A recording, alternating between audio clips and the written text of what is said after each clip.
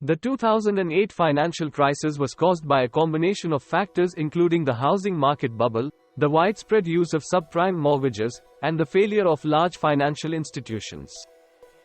During the early 2000s, the housing market was booming, and many people were able to get mortgages, even if they didn't have a good credit history or the ability to make the payments.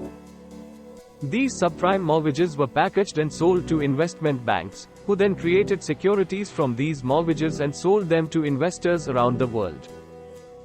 However, as the housing market started to cool down and many homeowners began to default on their loans, the value of these securities dropped. This led to the failure of several large investment banks and a loss of confidence in the financial system.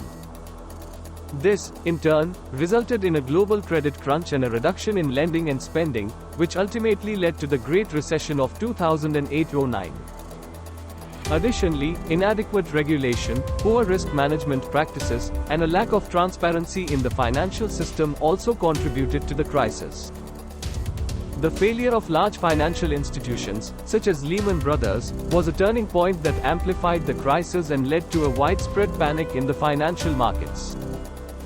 In conclusion, the 2008 financial crisis was a complex event that was caused by a combination of factors, including the housing market bubble, subprime mortgages, and the failure of large financial institutions.